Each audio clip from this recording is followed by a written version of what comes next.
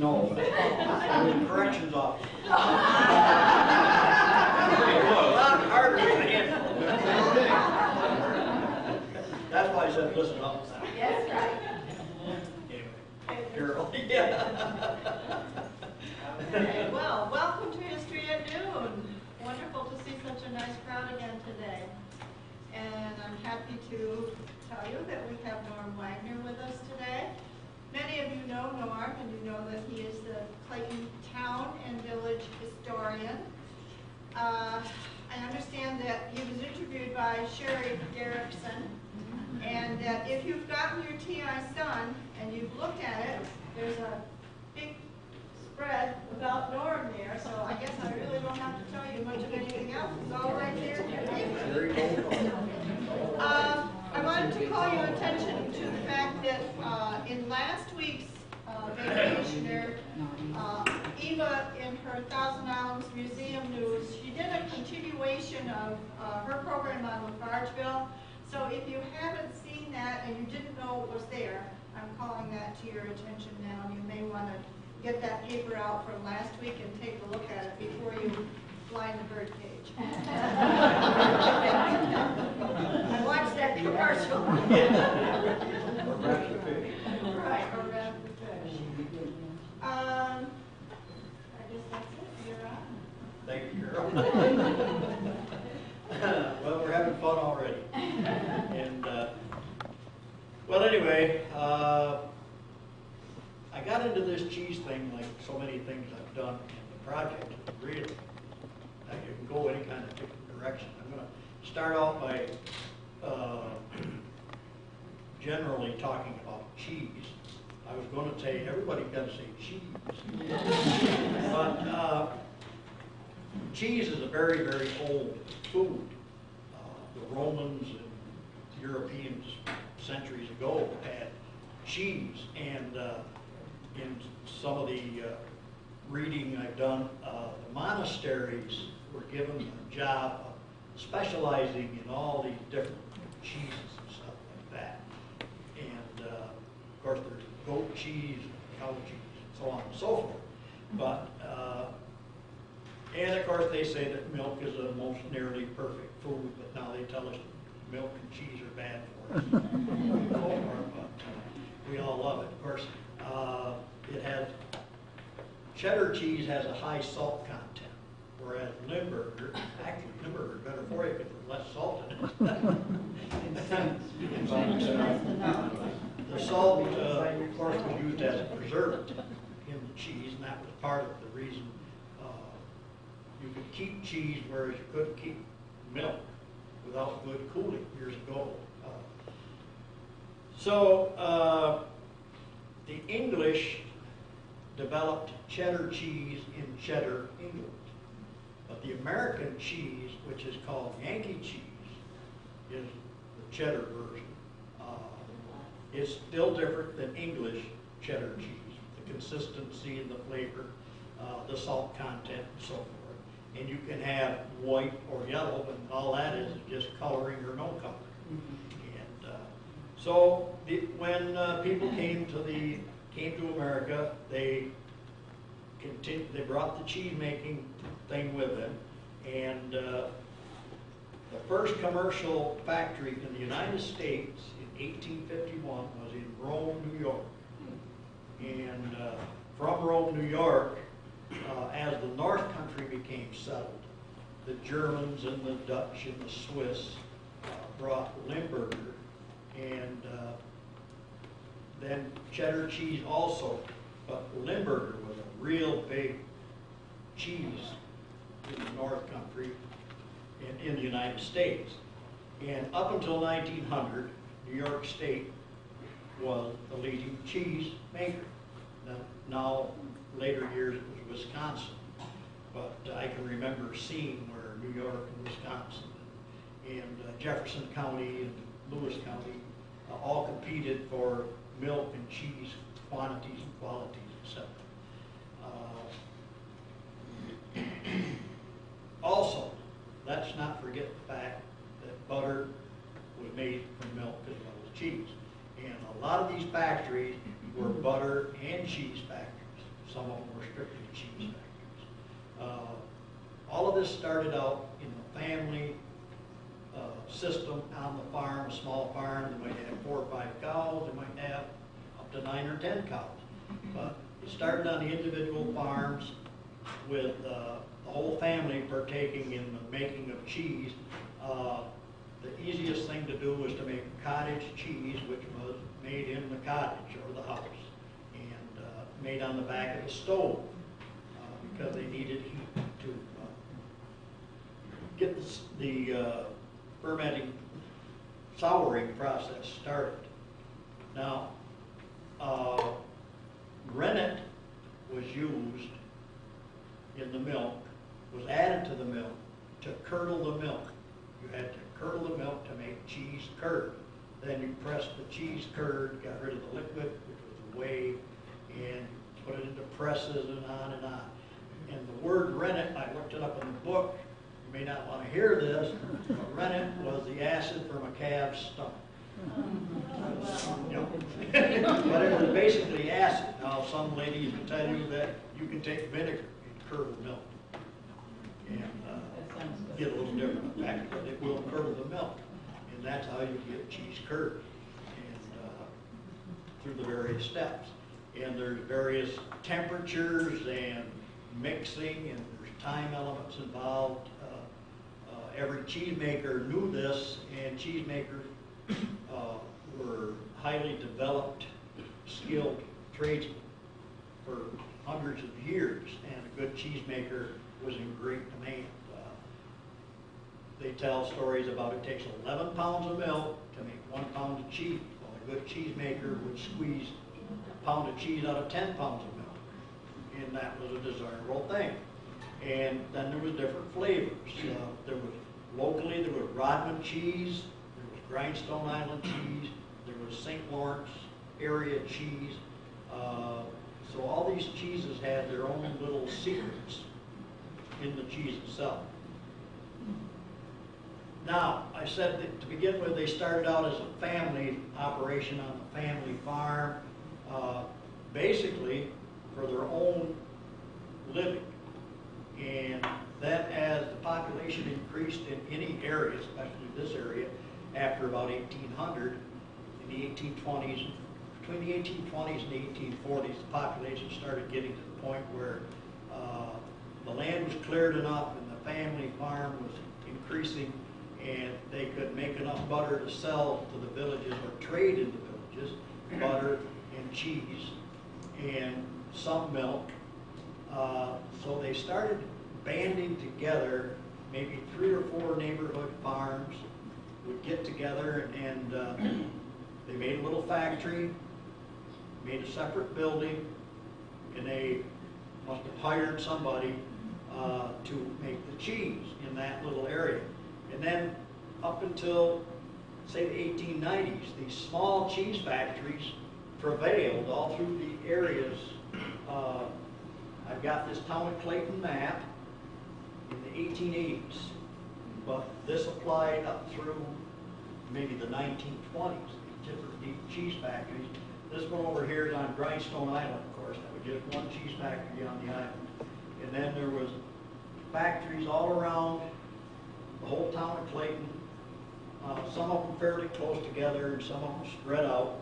But they all started out as maybe 3 to 5, 6, 7 farmers banded together. And by doing this, they still were loosely connected. There was never a standard price for their product.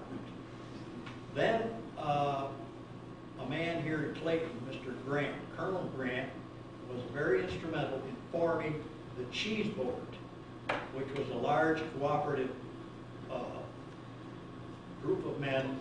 They were based in Watertown, Fort Jefferson County, and they banded together all the cheese factories, or all the ones that would participate in establishing a good price, or as good a price as they could get, and depending on the grade of cheese, et cetera, every year they would meet, and they had buyers that went out around and determined who had better cheese and this and that and so forth. And then in the end, they would ship large amounts of cheese and butter by rail to the cities. By doing that, they increased the profits for anybody in the area. And St. Lawrence area cheese, or St. Lawrence Valley cheese, was one of the highest grade cheeses, and it was sort of a benchmark for cheeses and prices. So we really had a quality product in this area for many years. And Mr. Grant, referred to as Colonel Grant, came here as a banker from Boonville, New York, but he'd been all over the country doing various things, farming, tanning. He was in the tannery business, and then he came here to establish a bank, but he always had his, it seemed like he had his fingers into agriculture.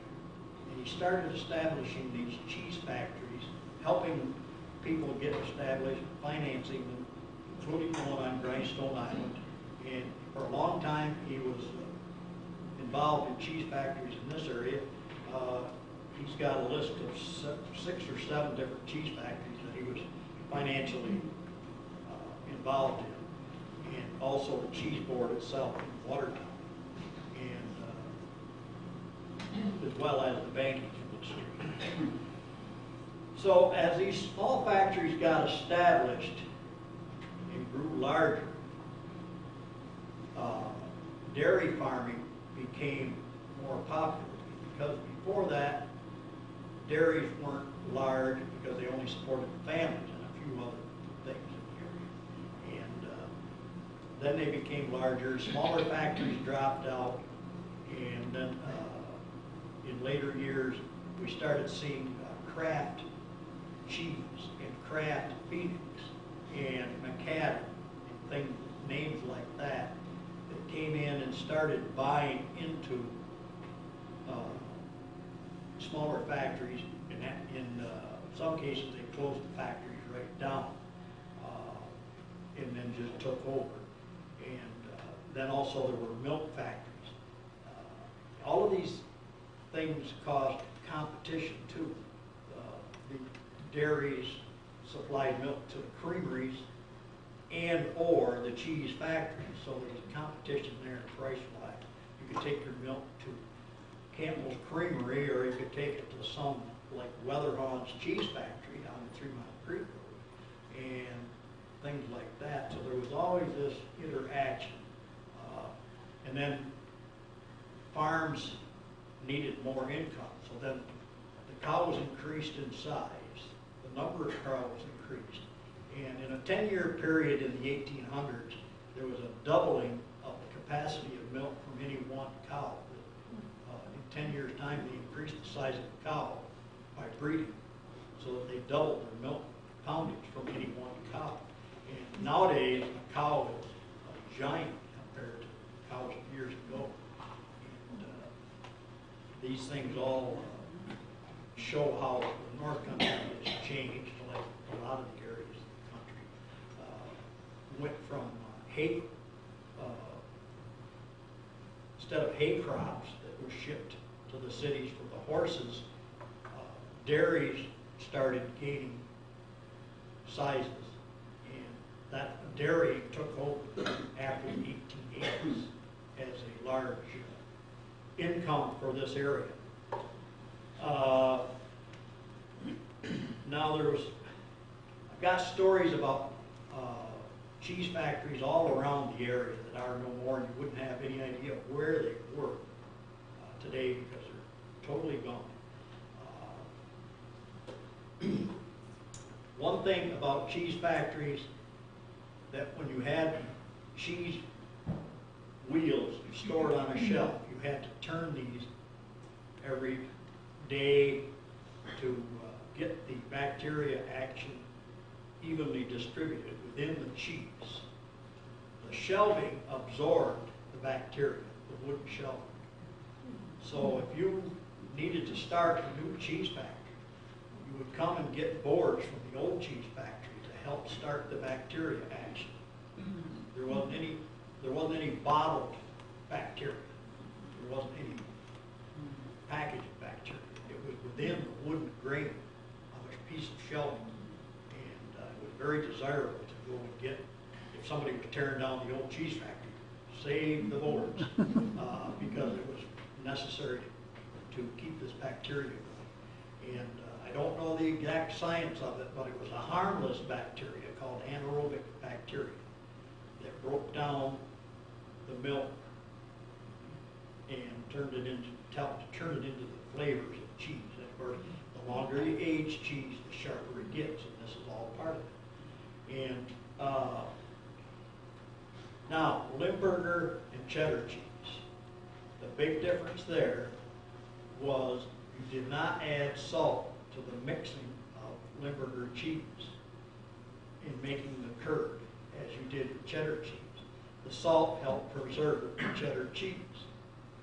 And so that once you got the cheese made, you didn't really need to cool it too much. You just kept having to turn it. So between the salt and the bacteria, you made cheddar cheese.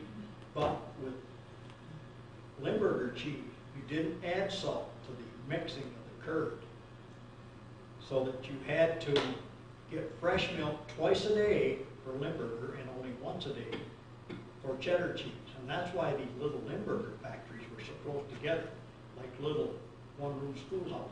They were very close together because milk had to be drawn from the cheese factory from a farm a very short distance away because there was no cooling and it was slow going with a horse-drawn cart.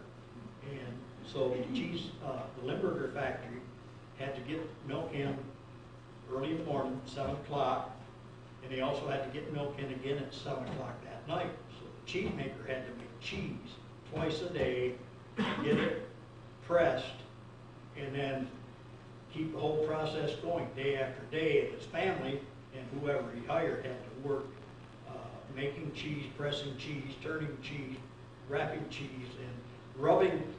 The Limburger had salt rubbed into the surface of it, whereas cheddar had salt right within it. And now we're finding out that all that salt isn't good for us in the cheddar cheese. So that's why I say Limburger cheese is actually better for you. But so these, the cooling was a big problem. Some farms had ice houses. Some hot farms had spring houses with cool water. But you still had to get that cheese, you had to get that milk to the factory in a very quick manner. And they talked about, I talked to Glenn Johnbro yesterday in DePauville. He can remember when they drew milk in horse-drawn carts, and it was a 50-gallon barrel that they drew milk to in the DePauville factory right at the foot of the hill where the tire place is now, was the DePauville cheese factory. And they would draw the milk there once a day, but then all the Limburger factories were out on the Over Bluff Road and the Lower Bluff Road and the Brownville, well, the DePauville, Perch Lake Road, there was 2 or 3 Limburger factories out that way. And there again, they were just little tiny buildings about the size of, say, a one-room schoolhouse. And they had, some places they had these storage cellars. There's one on the Watertown Road at Scoville's, what we call Scoville's Corner, just before you get to 342. It's all covered with brush now. This picture was taken in 1958. And now that entrance is totally covered. But the larger operators had these cellars for cooling their Limburger cheese. Because it just was no refrigeration until, say, like the 1920s, when they finally got commercial refrigeration.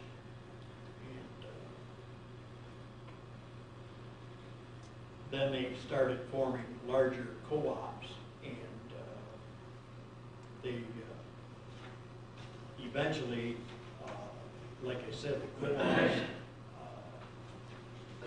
in, let's see, okay, here we go with the cheese board, the milk plants.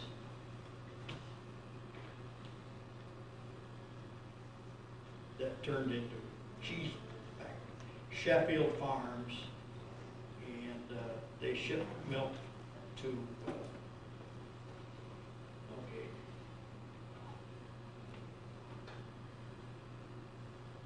Yeah, Sheffield Farms owned the Theresa Street plant that was shipping milk to New York City.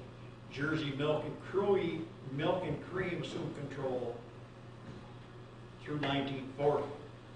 January 1954, Crowley's purchased the business and 370 acres of land. They made improvements in 1955. And they have continued to make refrigeration and storage and other improvements in the Crowley operation. And they, like I said, they keep expanding. They make cottage cheese, yogurt, sour cream, buttermilk, cream cheese, farmer's cheese, a type of cottage cheese used in cooking, probably in restaurants. And a lot of the Crowley product is shipped south to Florida and Georgia. It was that area. 1847, the cheese board was established and then developed later on. Now it says here they didn't have their first meeting until 1874, so that's something. Like maybe that's a typographical error. There was a man that was a salesman. A man was a buyer from Lowell. Salesman for Perch River, salesman Pomeda, salesman Black River, salesman 3 Mile Bay, Chameau, Lowville, and I have to come on to Louis Radley was a salesman from Cape Vincent, the Radley name of course you know, and Mr. Grant was the president from Clayton. Jerome Snell from Lafargeville was a salesman. Snell name used to be in Lafargeville. And George Donaldson from Cape Vincent was a salesman, and Nelson Lincolnfelter from DePauville was a salesman. So those were all names that we have known in the past, and that's what they did. They had meetings every Saturday morning from 1910 until about 1920. About this time, the farmers began to ship their milk by rail, so the cheese board closed. They didn't really control the cheese in this area anymore because the milk was leaving the area instead of staying here and being turned into cheese. Transportation was not a problem anymore. The railroad didn't come into Clayton until 1873, and after that, the area changed a lot. The hay shipments to New York City and other cities increased dramatically from these farms, and then the cheese started being shipped from Clayton to Lowville. There was a large co-op in Lowville. The grindstone cheese always went to the Lowville co-op, and in September 1879, 100,000 pounds of cheese was shipped from Watertown. Now that turns into that much more milk. There's 1 million pounds of milk for 100,000 pounds of cheese. And that was 1879.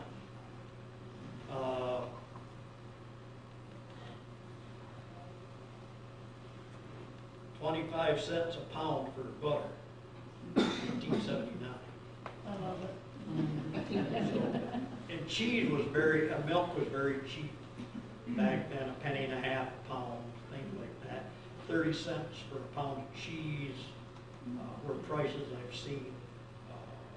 And now today it's $5 a pound and, or more. Yeah, Watertown Valley Cheese Market sold cheese for 11 cents a pound, 1882. Butter was put in large tubs, wooden tubs, and then later on waxed paper, foil, things like that replaced wooden tubs. Speaking of wood, the Sternberg family had a sawmill in DePauville near the creek for water power, and eventually they became involved in a very large cheese box manufacturing operation there, and they shipped cheese boxes by the wagon loads all around the North Country. They took a lot of volume. They didn't weigh a lot. They took up a lot of room, so they were shipped like I said, locally, all around the area. And Dan Grant and I were talking yesterday, a good many people had these cheese boxes converted into sewing boxes and footstools, covered over with padding and things like that. Some of them had legs on them, some of them didn't. And today you'd be hard pressed to find a cheese box. They were so prevalent, so easy to come by. They were something like milk bottles. People just discarded them. But cheese boxes were a very necessary part of this cheese operation. And the Limburger cheese wasn't put in the round tubs, round boxes. They were put in rectangular boxes, the smaller boxes. And the cheesemaker himself would make these boxes usually right at the cheese factory in his spare time during the winter time when the cheese factory would be shut down. One of the cheesemakers in the list of cheesemakers in the area was Mr. Breckenridge from St. Lawrence County. He was from Antwerp and in that area. But his granddaughter, whom I have met through historical meetings, came to Grindstone Island with him one summer, with Grandpa and Grandma, when school was out, to run the cheese factory on Grindstone. And they were Catholics, and somebody on the island would bring them to Clayton every Sunday to go to this church. And she said there was this huge cathedral, a church that we went to. A couple of years ago, she went to a wedding at St. Mary here in Clayton. She said, well, that church isn't that big. But she said when she was a little girl, this would have probably been in the 1940s that I run into Mr. Breckenridge's name as being one of the cheesemakers on Grindstone Island. He eventually went back to St. Lawrence County and operated cheese factories in Antwerp in that area. And that's where the granddaughter still lives, up in the Antwerp area nowadays. But and the cheese makers, like I said, they traveled around depending on how good they were and things like that. And cheesemakers changed jobs. They would stop cheese making and go into other things and so forth for different reasons. Ivan Castell from Ardwood was one of the local cheesemakers that ran the Grindstone factory for some time. The local Kraft factory here in Clayton, which didn't operate very long, was run by George Fox. Mr. Fox's daughters are Corleen Marshall and Barbara Deere. I think there's another girl there too, I'm not sure. But that factory didn't operate very long. He also worked for the Weatherall factory, right, Dan? And so, like I said, the cheese makers traveled around, and then as the smaller factories closed, there became fewer and fewer real skilled cheese makers. Nowadays, probably, I doubt if there's really a true cheese maker. There's people that run the machinery, and it's more mechanical type today. Whereas years ago, it was a trade that a person would have to know about the right temperatures, the length of time, and when to add the rennet to the mix, and if coloring, and to cut the curd, and to separate the curd and drain the whey off. A real science to these people that did that. Are there any questions up to this point? Did you say you worked in a prison? Yes. Do they get cheese in prison? Oh yeah. They do?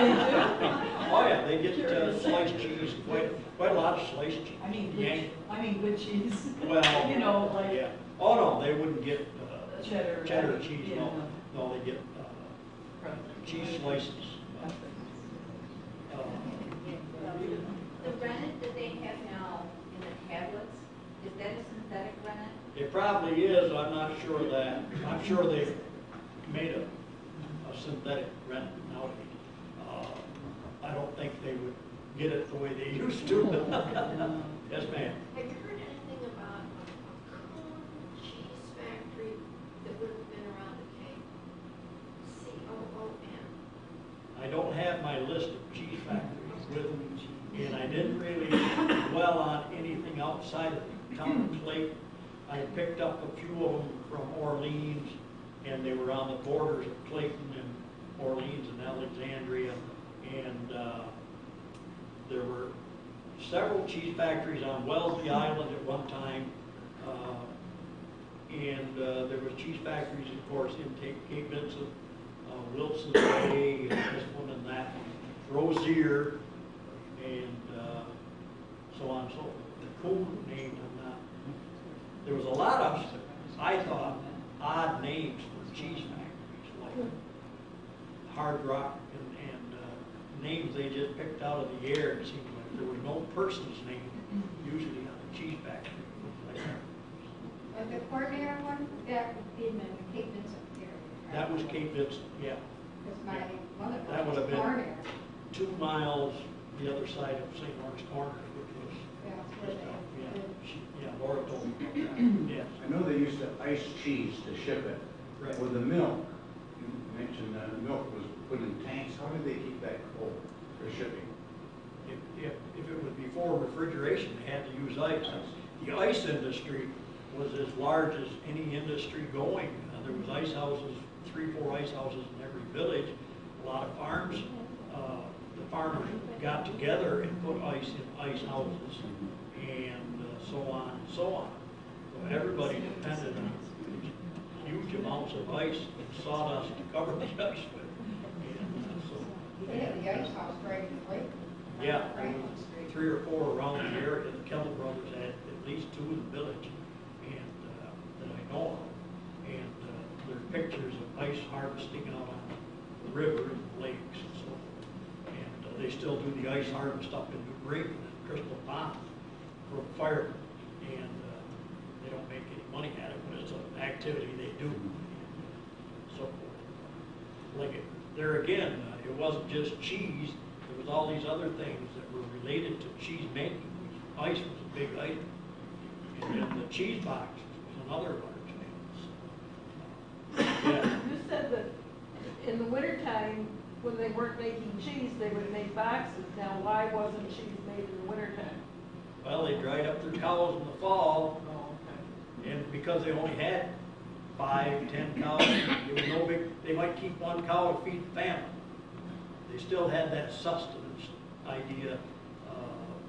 Now on Grindstone Island, just for instance, they had small farms on Grindstone. Then in the 1880s, they discovered granite. Well, big deal. They had 200-300 people working on Grindstone in the granite quarries. And so the family farm was just barely running.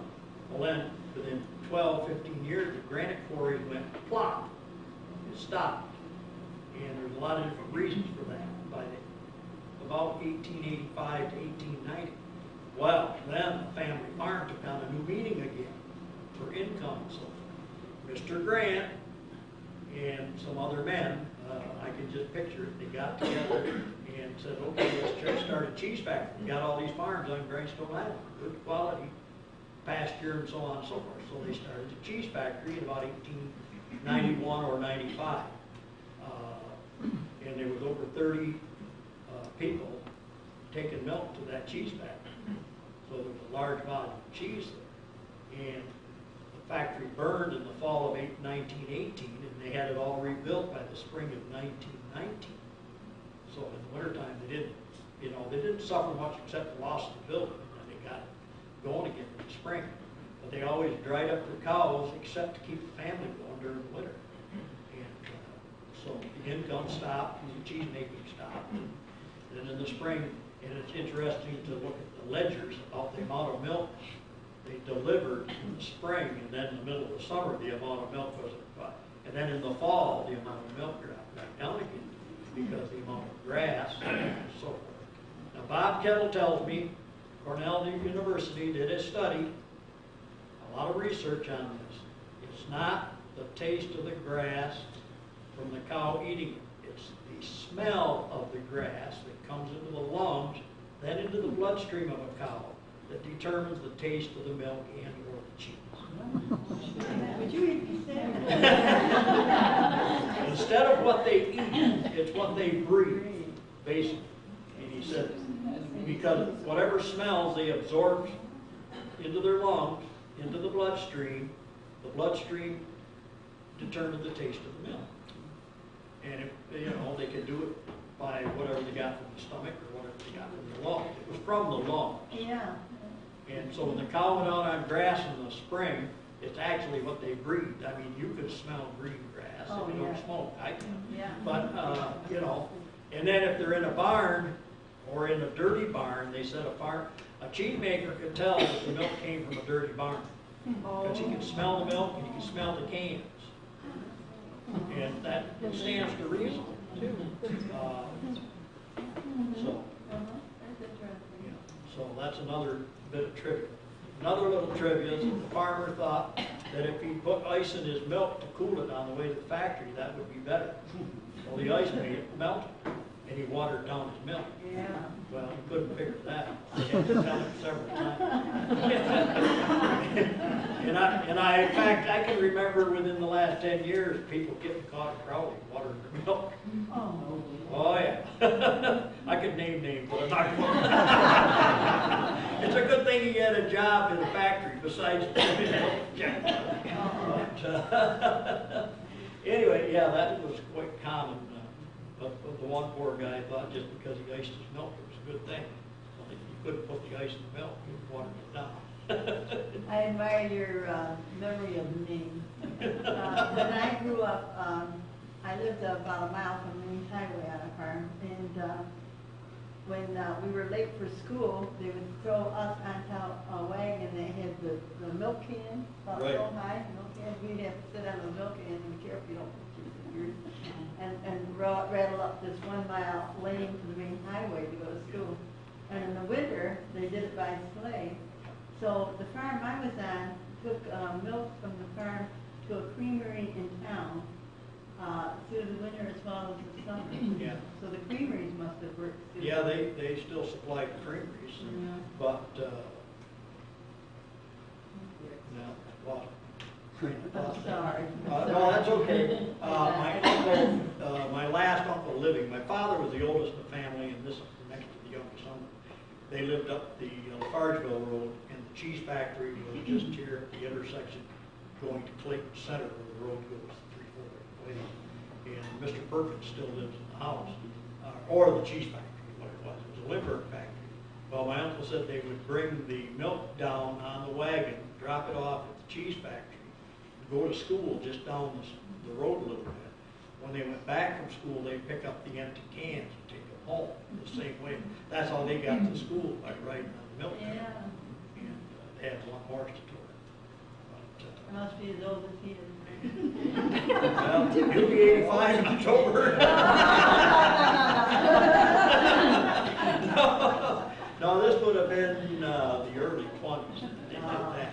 But they did, and then another thing, once they went from horse-drawn carts, different men in the area, usually was one of the farm men, had a milk truck, and they pick up station cans. And I can remember any number of men that had milk ropes, and they would take the milk to either Crowley's or this place or that with the 50-gallon, 80-pound cans of milk, and do that every day. But it was an income as well as their farm income. And then they started going to tank trucks and bulk tanks, things like that. So nowadays, some of the tankers don't come only every other day to get the milk, but they have to keep it very refrigerated in those bulk tanks and those milk houses. And the sanitary conditions have changed a lot, where there weren't any sanitation. My father-in-law used to hate to see the milk inspector come. They dreaded the milk inspector. But, and then whitewash in the barns. I can remember when there was businesses that were strictly, that's all they did, went around and whitewash the barns and the milk houses. Right on top of all the stuff that was there. Norm, when was the last small cheese factory disbanded? I think probably Weatherhorns. Yeah, probably Weatherhorns up on the 3 Mile Creek Would have been what year? 1950s, 49 or 50. 49 or 50, yeah. That would have been the last one that I know of, in this, right, say Right the in town this of Clayton, general yeah. area. Maybe up north, they lasted a little bit longer up in St. Lawrence and Lewis County, especially Lewis County. But that would have been the last one here.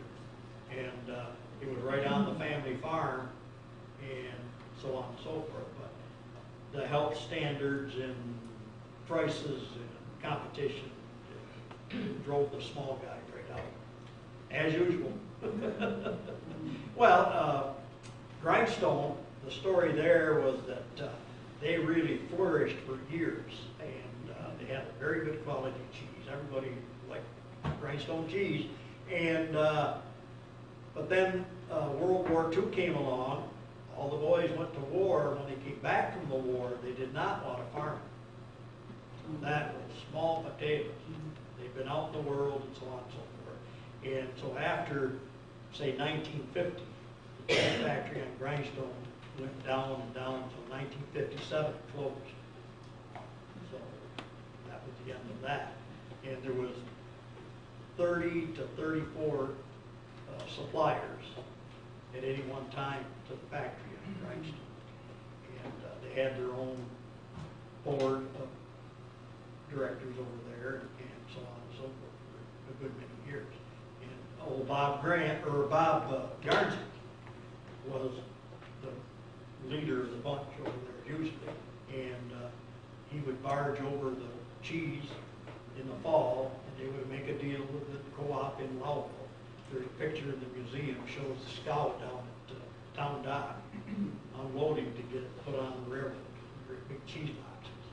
And I've got receipts that tell the prices of cheese back then, the milk, the price they paid for milk to the farmers, and so forth on Grindstone. There was a lot of farms on Grindstone. Now a lot of abandoned land. Yes. When did DePaulville, Steinberg, or not plant, the cheese factory where the tire place is, when they did a lot of business? Well, the cheese factory burned. And I said to Glenn Johnbro yesterday, I said, what's your earliest memory of DePaulville?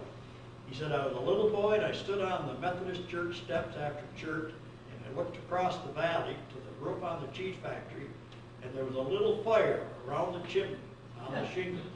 And he said, they could have put it out with just a couple pails of water. Got away from them, jumped across the street, burned the Grabber Hotel all the way down Caroline Street and burned every house except one. It jumped one house.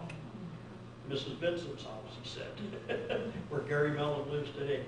But that was in the 1920s. Then after that, the good drilled well there was used for bottling soft drink and bottled water, and then it was a gas station, and then it was the farm implement place. So it had been in the 1920s that there was a cheese factory. On this map is the 1880s. The cheese factory is there. And the Weatherhorn cheese factory was there. So the old Weatherhorn family had a cheese factory for a good many years. So, Was there a milk bottling plant in Clayton? oh yeah, several. Clarence Giles got bottles from at least 8, probably 8 different companies at one time in Clayton. And some of them there's no record. But then, of course, Campbell's Creamery was the last one. And that was where the coffee cove is. The upper level of the coffee cove was where the creamery was. And there's a cement floor back in the kitchen. That's where the bottling plant was. And when did they go out? Oh, let's see. The store had been closed probably since the 60s. What was the plant in Watertown that bought them out? Taylor Stone. Taylor Stone. They peddled milk through this creamery down here. Salty Campbell, Francis was a driver, and he worked for Taylor Stone after the Campbell operation had been sold to Taylor Stone. And, Coffee Cove's been there since 1972, so the store was closed before that. And, but that was, then Zenda Farms had the Golden Guernsey mill in the 40s and 50s. And then the Graveses had it for about 2 years, 3 years in the 1950s. But once they sold it, or lost it, that was the end of Zenda Farm. The Whitmore Farm, where George Wilson is, that was a creamery. But they were bought out by Zenda before the war, so that was a different thing. But that's just a sample. And now the former dentist office was the milk station.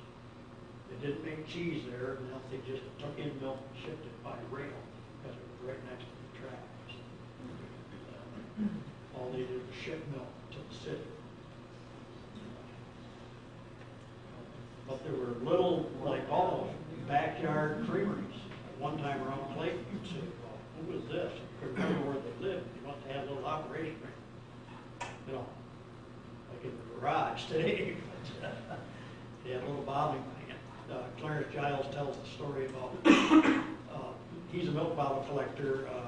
The small operator bought generic bottles with no printing on them.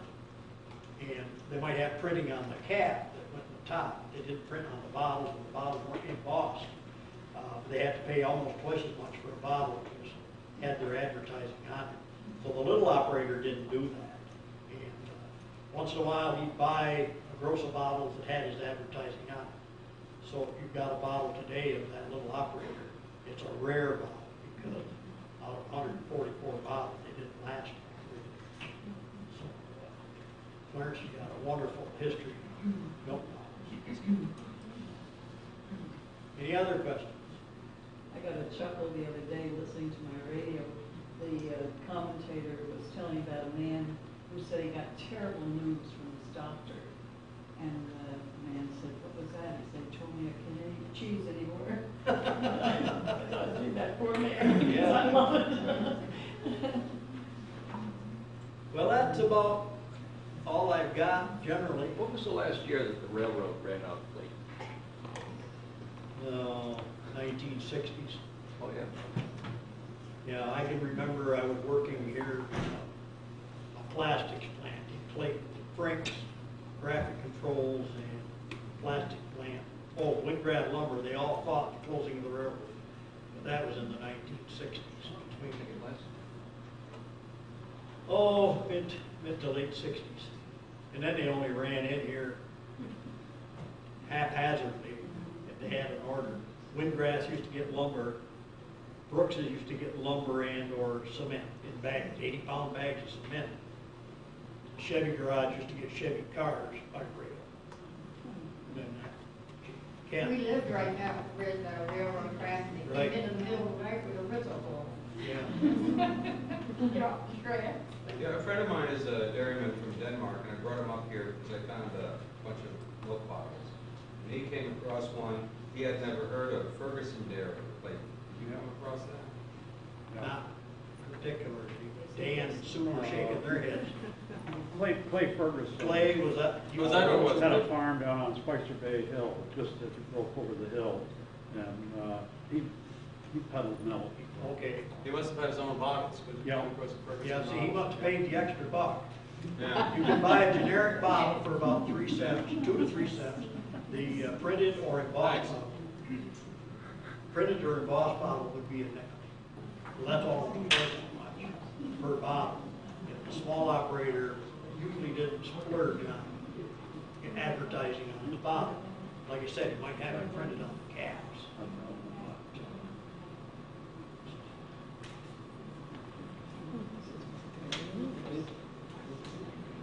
Yes. Before everybody leaves, they're having a slideshow on Scotland and Wales over at Pinkerton at 1 o'clock. Where? Next door. Next door. Dr. Okay, I'm gonna turn it back over to Carol.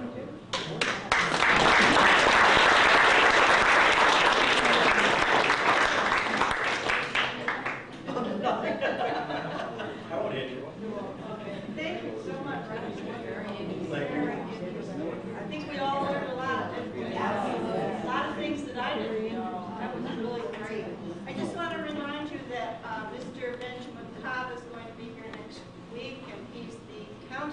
historian, and he's going to be talking to you about accessing records in Watertown at the county, at the courthouse. Somebody said to me before the program started today, where's the museum? And most of you know that we have moved. We are on James Street. Go down, it's on the left-hand side, the number is 312. If you know where Community Bank is, on the corner there, it's just 2 or 3 buildings down from the Community Bank. And do stop in and see what we have there. We have a really nice gift shop. I would also like to talk about what we have.